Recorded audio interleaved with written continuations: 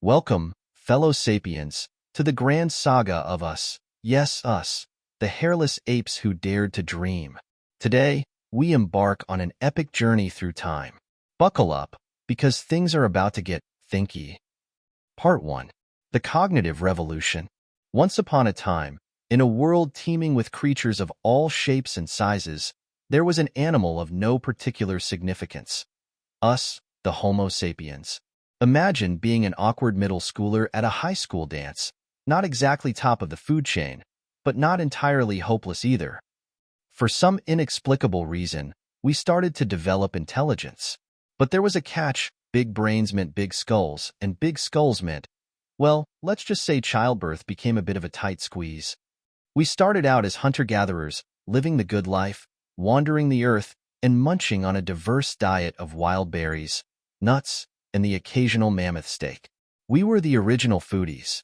In our quest for dominance, we left behind our long-lost cousins, like the Neanderthals and Denisovans. Ever wondered how history might have unfolded if they were still around? Would Neanderthals have descended from Adam and Eve?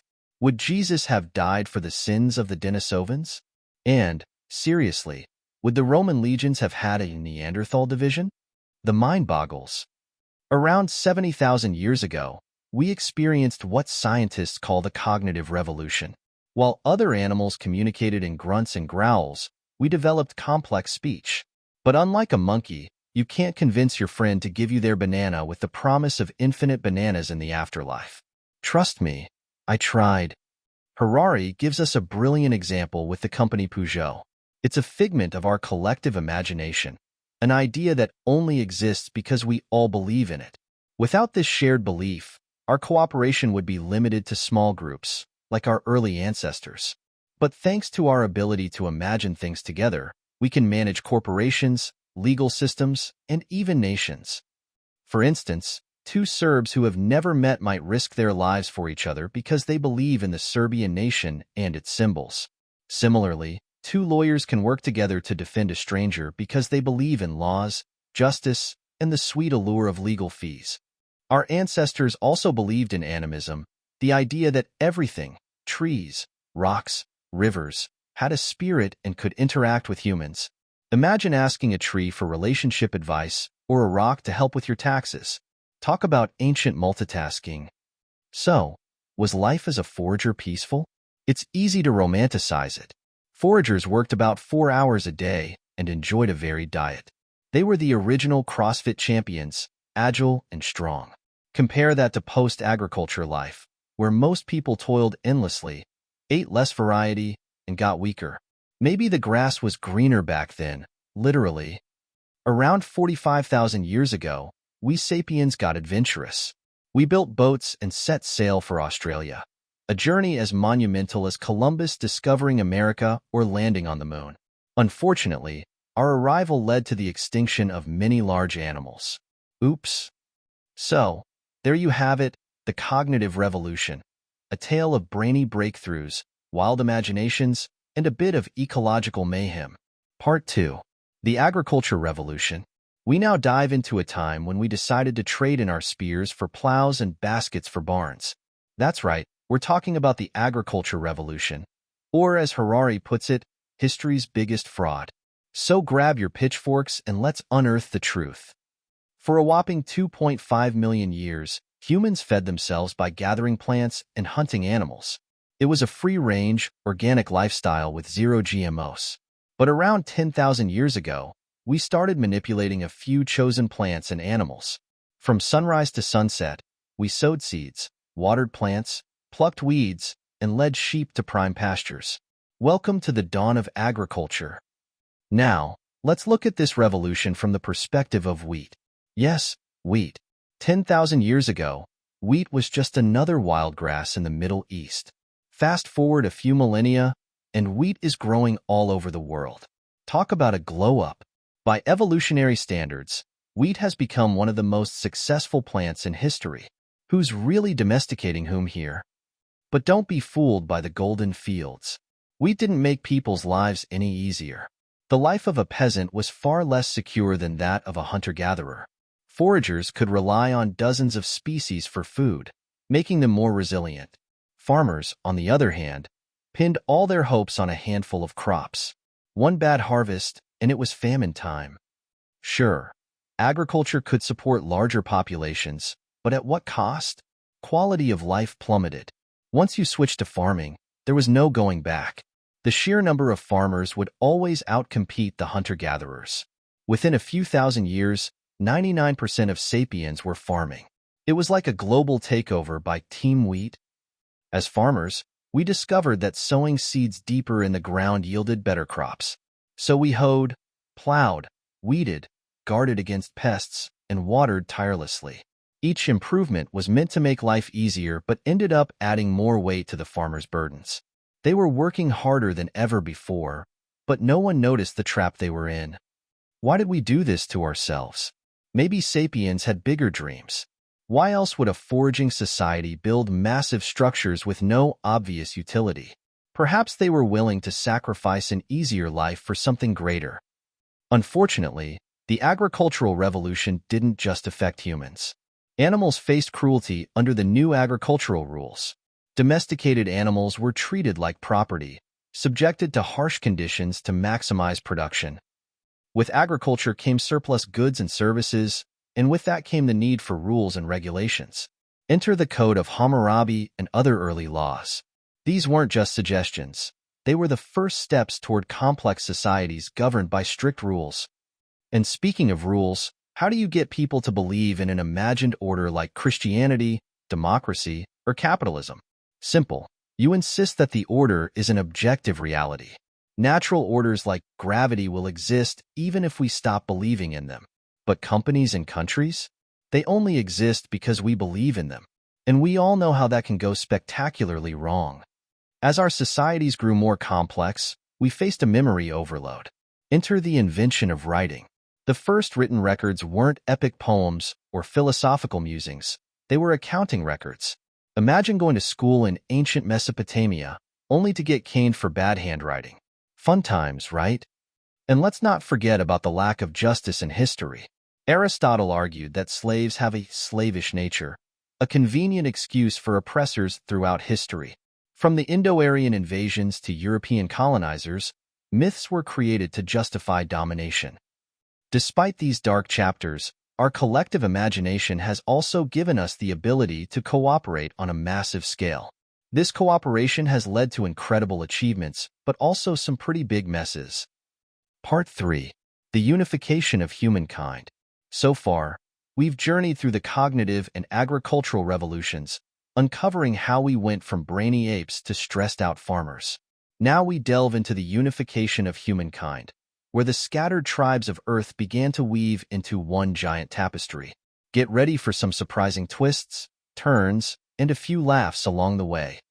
Throughout history, different societies had their own collective imaginations, leading to some interesting contradictions. Imagine trying to be a good knight and a good Christian in Camelot. Talk about conflicting job descriptions. While Christianity preaches mercy, a knight's life wasn't exactly peaceful tea parties.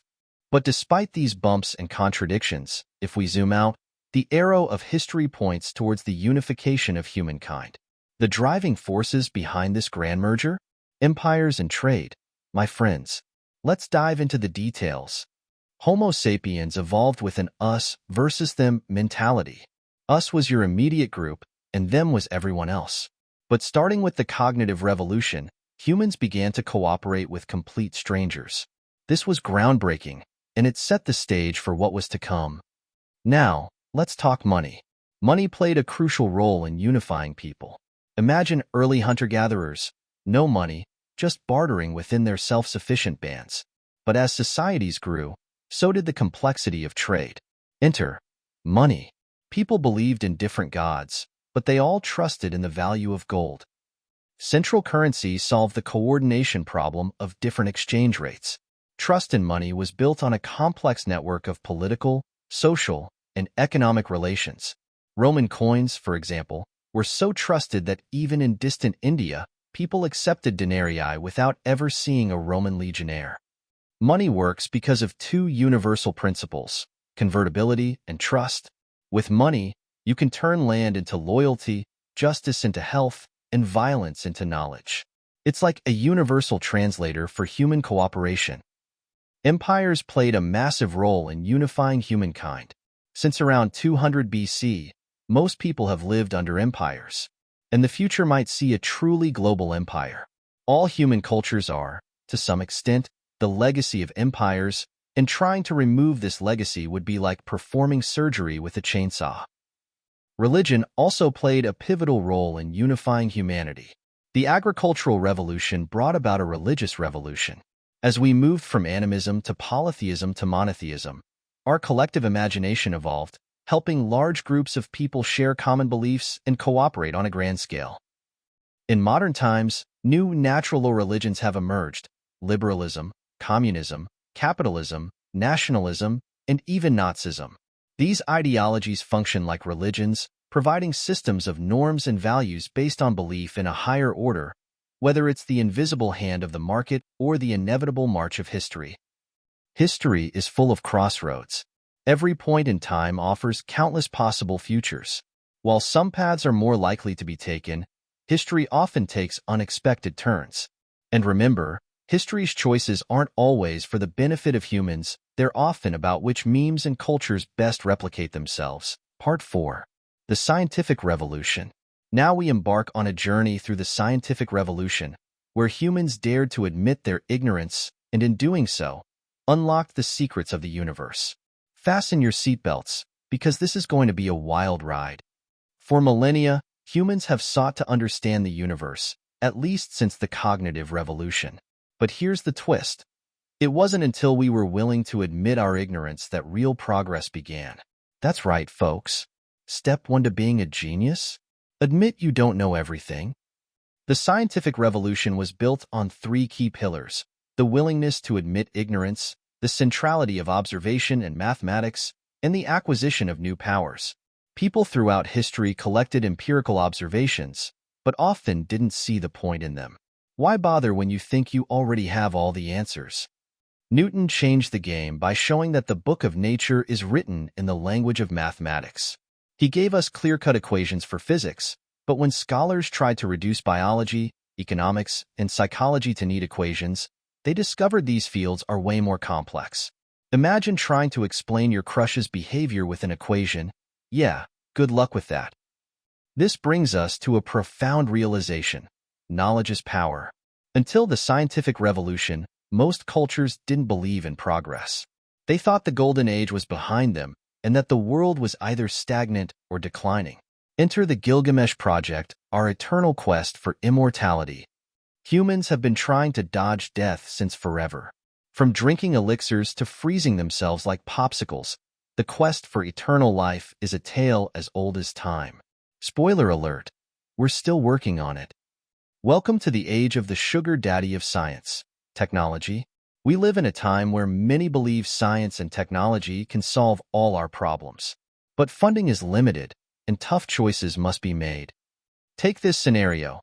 Professor Slughorn wants to study a disease in cow udders that decreases milk production.